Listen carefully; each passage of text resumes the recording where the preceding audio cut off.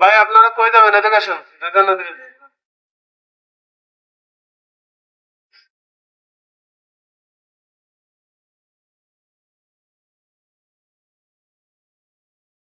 আসসালামু আলাইকুম, শুভেচ্ছা নিন।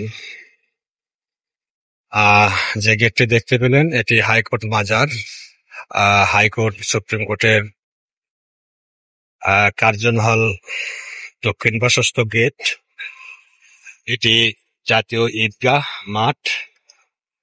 এটি রোজার ঈদের সময় বাঁশ লাগিয়েছিল, আর খোলা হয়েছে কিনা মনে হয় খোলা হয়নি। একেবারে কোরবান ঈদ পার করা হবে, বিষয়টি এরকম।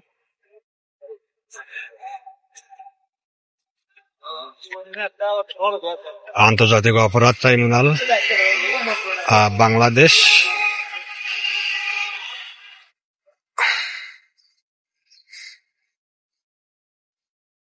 এটি এই পাশ দিয়ে যেতে হয়।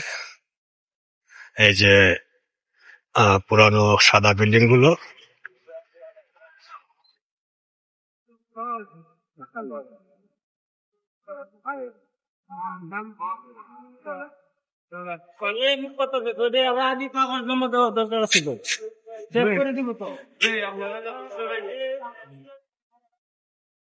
আচ্ছা হাইকোর্ট মাজারটা কোন পাশে?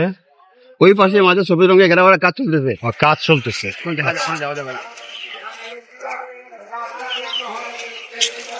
আচ্ছা, ওই গেটের পর থেকে যে ঢুকলাম, এগুলো তো আগে একেবারে লোকে লোকারণ্য থাকতো। দিনে রাত্রে মানে সাধারণ মানুষ, জিয়ারত করতে আসা মানুষ, নানান রূপের মানুষ। তো এখানে মসজিদ ছিল, এটি হাইকোর্ট মসজিদ ভেঙে ফেলা হয়েছে। আর ওই যে ঘরটির ভিতরে সম্ভবত হযরত শাহ শরীফ শরফ, এই হাইকোর্টের মাজারে যিনি সমাধি কবর ওখানে আছে, নতুন করে করা হচ্ছে। তো এখানে রাত্রে কথাই আছে, গানও আছে হাইকোর্টের মাজারে। কত পাগল ঘোরে, কয়জন হয় আসল পাগল। তো অনেকদিন আগের থেকে অবশ্য এইসব জমায়েত বন্ধ করে দেওয়া হয়েছিল। দিন রাত, বিশেষ করে রাত্রে নানান রকমের মানুষের এখানে জমায়েত। তো আসলে এগুলো হয়তো কিছুটা এখন তো নতুন ভাবে করা হচ্ছে।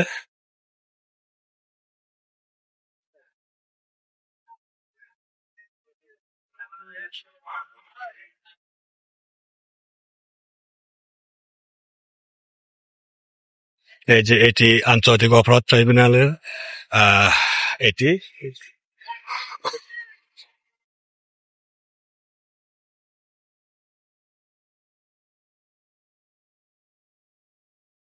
ওই বিল্ডিংটি, অপরাধ ট্রাইব্যুনাল বিল্ডিংটি কখন হয়েছে বলতে পারবো না। তবে এই যে high court building, supreme court building, এটি পাকিস্তান আমলে প্রতিষ্ঠিত হওয়া বিল্ডিং। এদিক দিয়ে আসো, দেখি।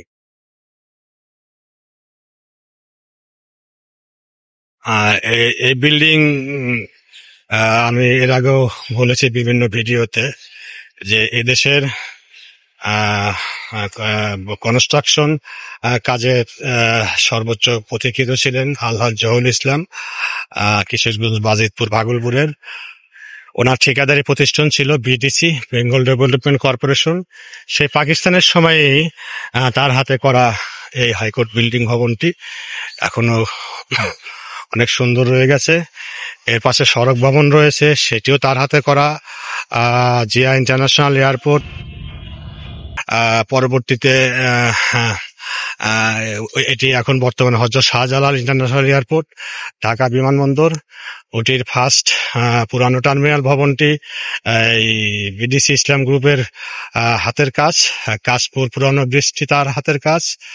আহ, এরকমই ঢাকা শহরে আরো অনেক নগর ভবন, যেটি দক্ষিণ সিটি কর্পোরেশনের এখনই এই নগর ভবনও তার হাতের। এরকম অসংখ্য কাজ এই ঢাকা শহরে রয়েছে।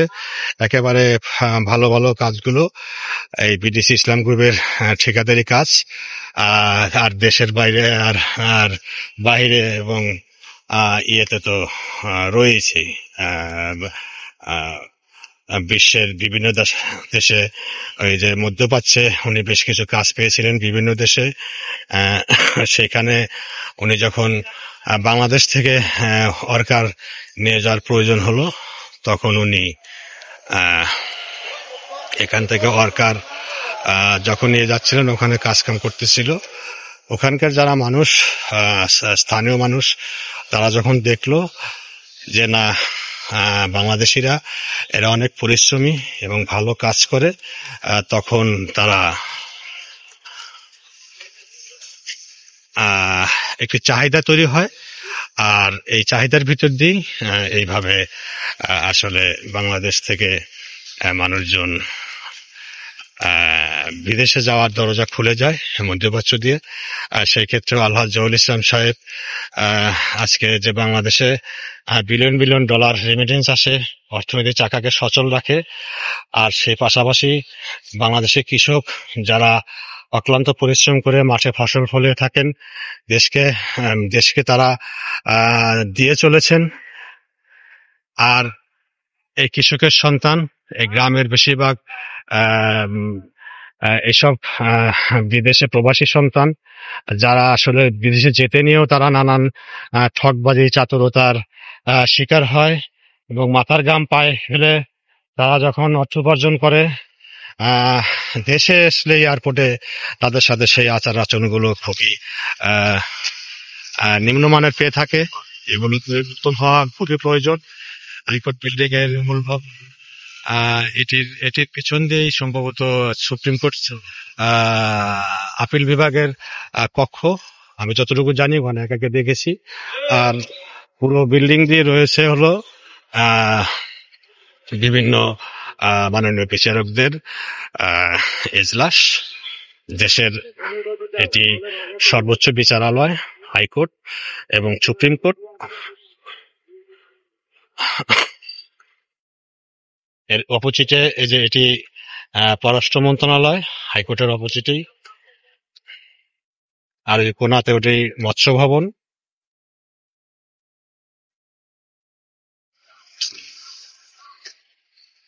আজকে আর এটি এখানকার উকিল বার বিল্ডিং। তো আজকে হাইকোর্ট বন্ধ কিনা বুঝতে পারছি না।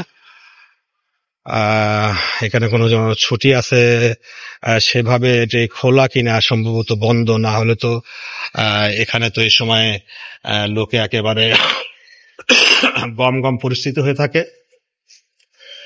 এই যে দোতলায় ওঠার সিঁড়ি,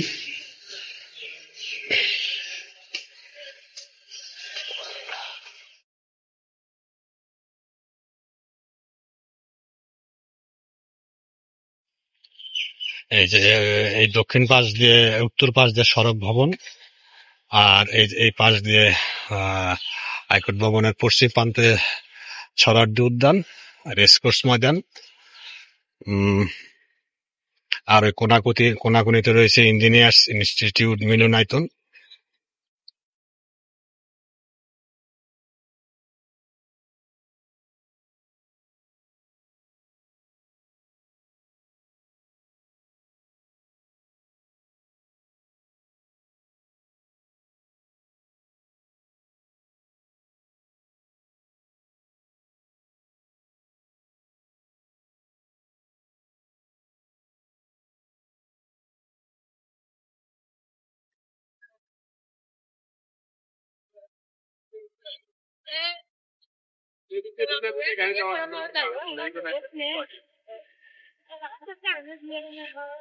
এটা অ্যানেক্স ভবন।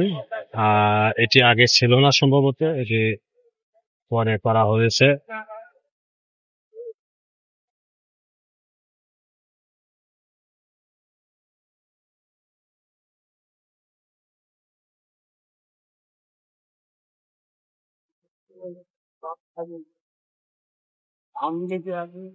লোকজন দেখতে পাচ্ছি, তবে আসলে high court ah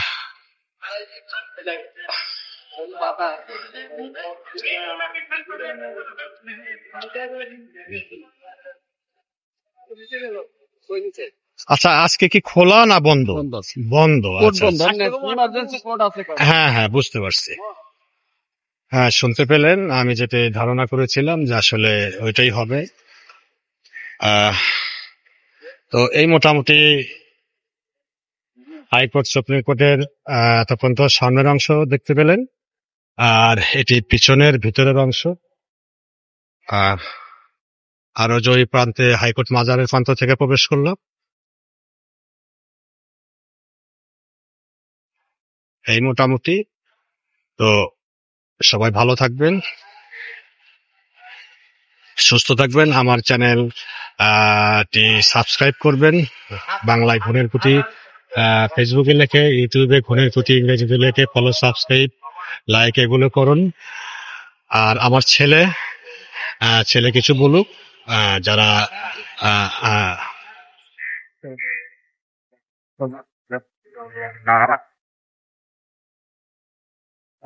Assalamualaikum. My name is Sheikh Jaz. Now I am standing in the front side of Supreme Court. As you can see, in previous 2 or 3 minutes, we have passed through in front of the. You can see the clear view of it in that view. Foreign Ministry Press Club. There is a Foreign Ministry Press Club, and there is the exit gate and exit and incoming gate of the Supreme Court. Another gate, others gate, main gate. This is not only this is not only the gate. There are several gates, including this gate. This gate is one of that. This is the front side of the Supreme Court. We have We have walked through this place in 2 or 3 minutes earlier. If you can see the video, you will understand it better. I am just telling the summary of the video. And at last, if our channel Gunir Kuti, if you have to search in Facebook in Bengali and in English, you have to search in YouTube. Then you will find the channel, and please subscribe, follow, and like our channel. Thank you. Thank you.